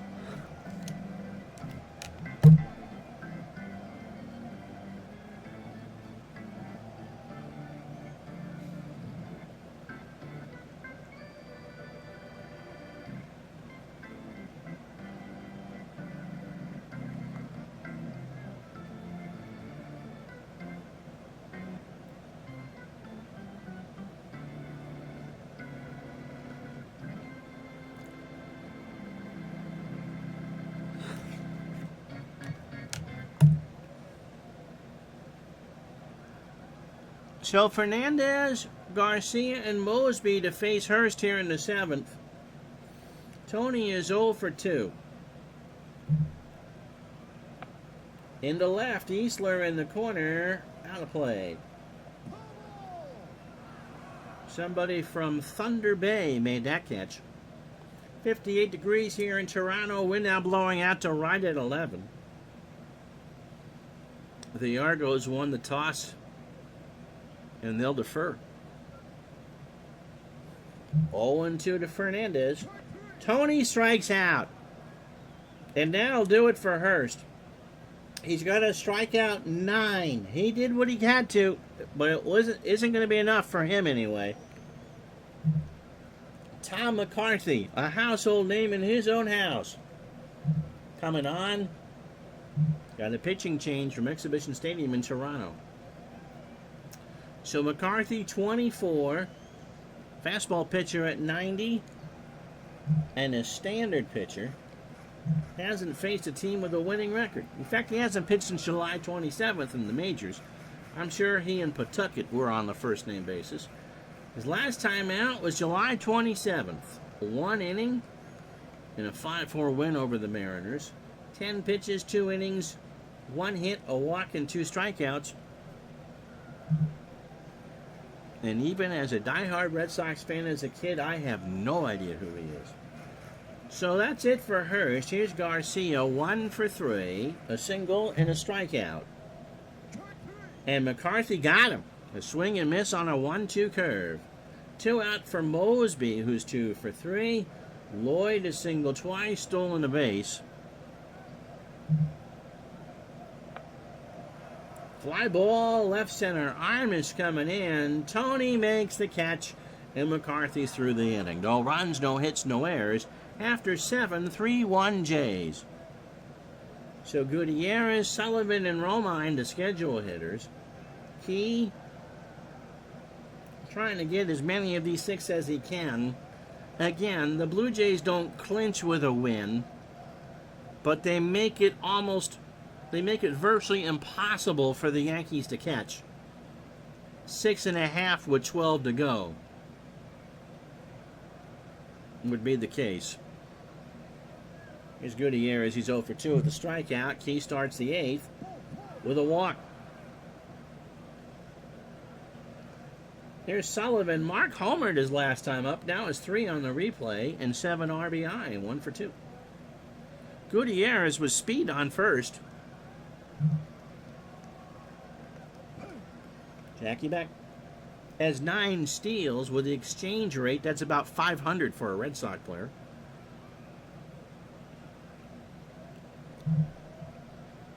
There goes Jackie. Ground ball. Hit and run is on. It rolls foul. Third base side.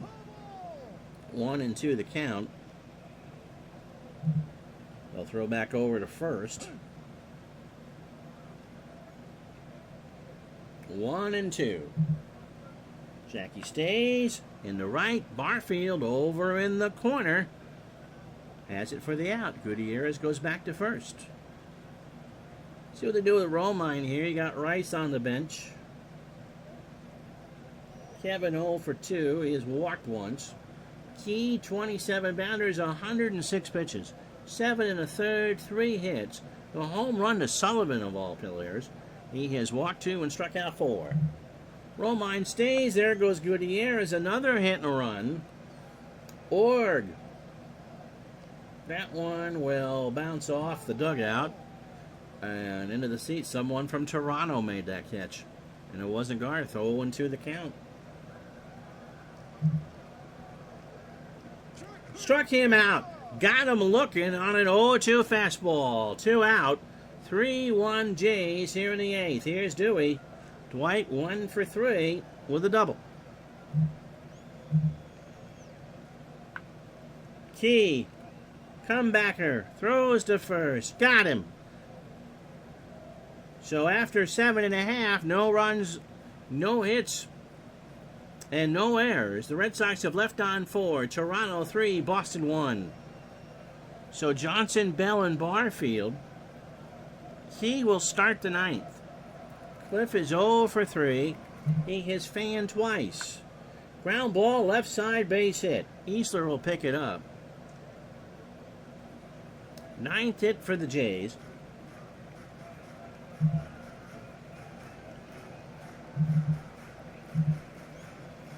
Manny Lee will pinch run.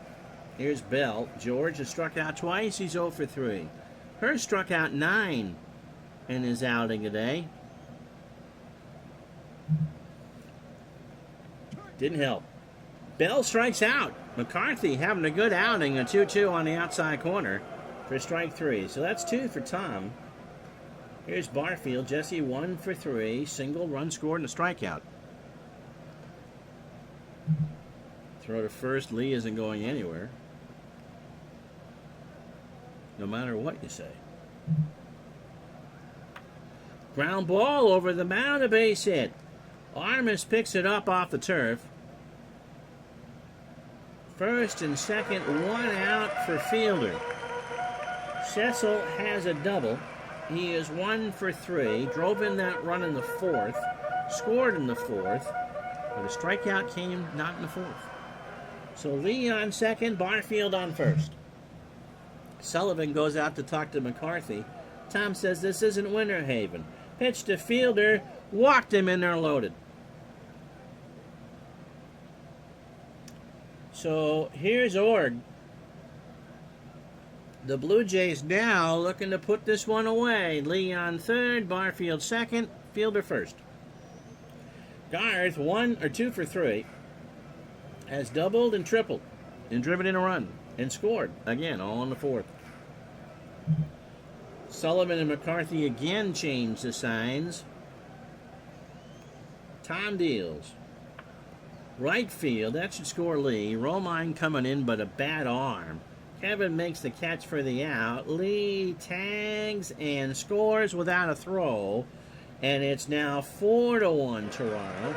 And Lolly, Tim Lawler coming in. You can get your adverbs here, too.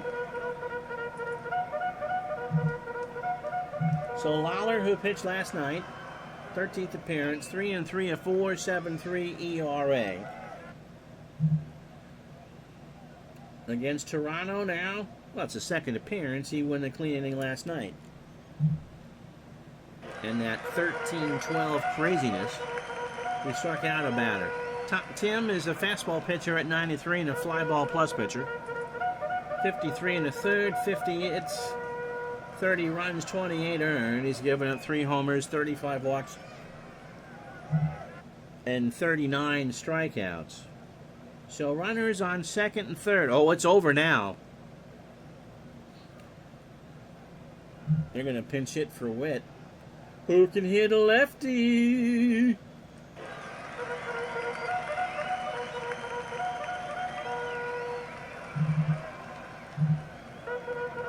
Jeff Burrows will get the honor as a pinch hitter, hitting 111, 3 RBI, 259, 5 homers, and 33 RBI. Barfield on second, Fielder on first. 2 out, 4-1 Jays, bottom 8. Up the middle, hit off the mound, and that probably saved a run because Barrett wasn't going to get there. It skidded off the mound right in the waiting arms of Jackie Gutierrez, and he threw to first to retire the side. Blue Jays get a big run. 2 hits and no errors, and John has been thrown out of the Tim Lawler fan club after 8, 4-1 Jays.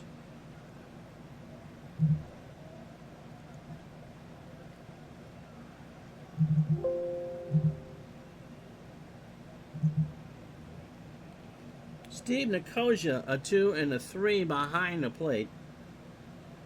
Buckner, Armas, and Easler for the Red Sox in the 9th. Toronto up 4-1. Buckner 1 for 3 with the single. Buckner foul, third base side. And the count is 0-2. Jimmy Keith throwing a 3-hitter. Fly ball, right field. Barfield, 1 out. For Armas, Tony is 0 for 3. The Red Sox elimination number, well, they need 3 to tie and 4 to go ahead. But if it holds over the next 2 outs, the Red Sox elimination number is 4.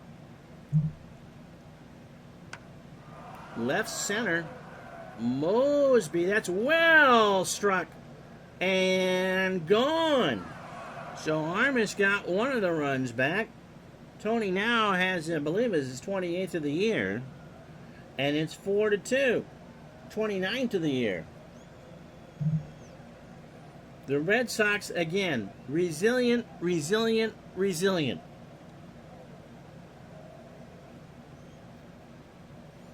The Yankees underperformed this replay, and the Red Sox have overperformed.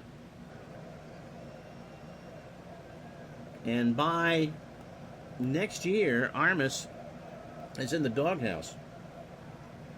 But not this. Easler is 0 for 3. He struck out 3 times. See if the Red Sox bring in Rice. They do not. And that'll do it for Key, as that's an extra base hit. Barfield goes and fishes it around.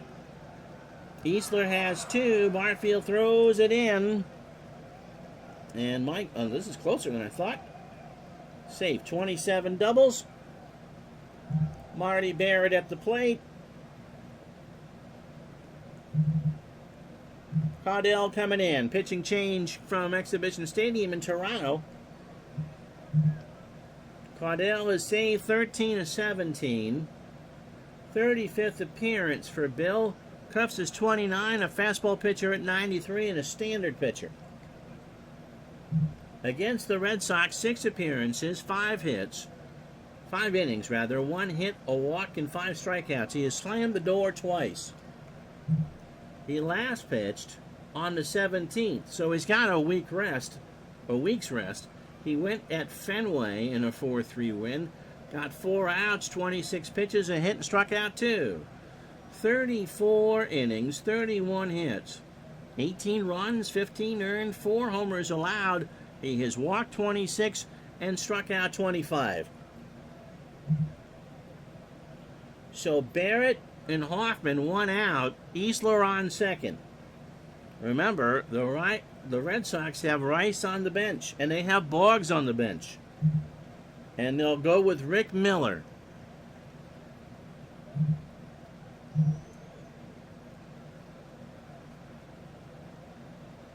.346 for Rick and 3 RBI. Hitting .300 as a pinch hitter with an RBI. Blue Jays 4, Red Sox 2, 2 out, top of the 9th. Toronto trying to slam the door and leave its focus onto the Yankees here in the American League East. Pitch to Miller, base hit up the middle. Mosby picks it up. Easler rounds third and holds. They give him a gift. Here's Hoffman, who's 0 for 3. He has a 7-game hitting streak, but a double play ends the ball game. And Wade Boggs is going to pinch hit. So Boggs at .366. He's not pinch hit yet this year. 13 homers, 64 RBI. And Boggs can put him up with a homer. He has 13 of them. Ground ball to Fielder. Trying for 2. Fernandez for 1. And Fielder for the ball game. 3-6-3. And the Blue Jays win this one 4-2. And although it's not champagne time here in Toronto, you can start to taste it.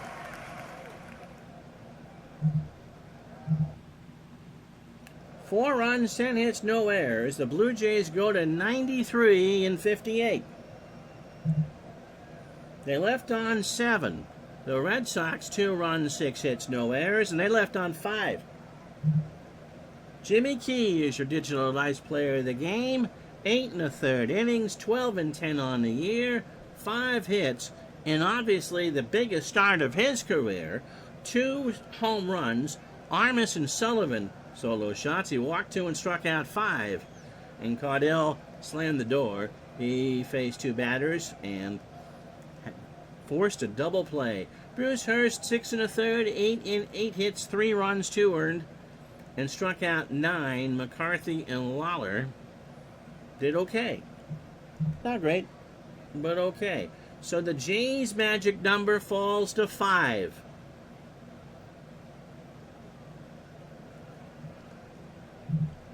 And so let's play the rest of this Wednesday in baseball.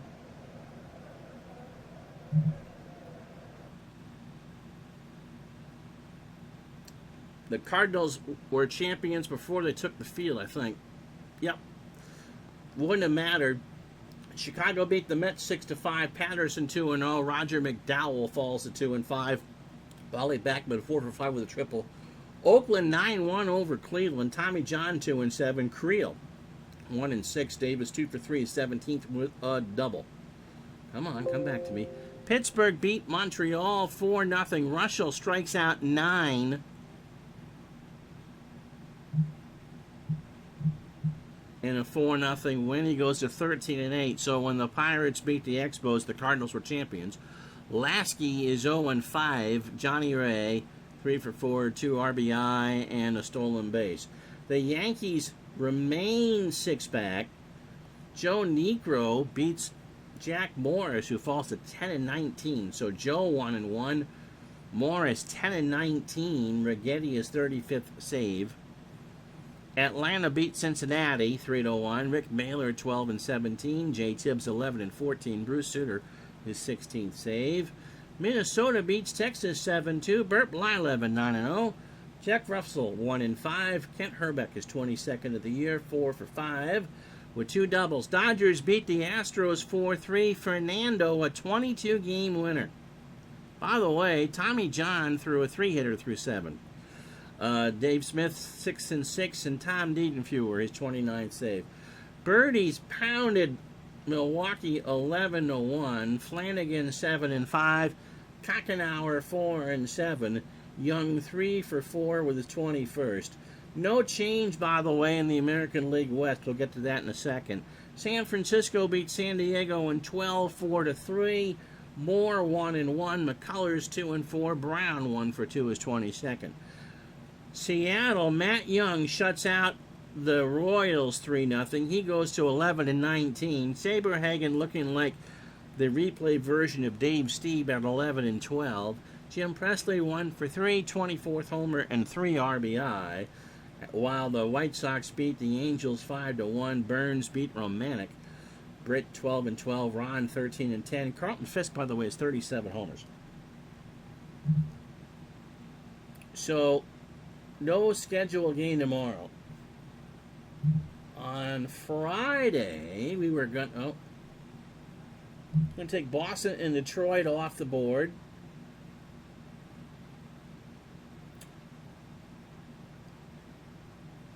And we're going to go to Cleveland. And we'll play the Angels. So we get the Angels and Indians tomorrow to close the week.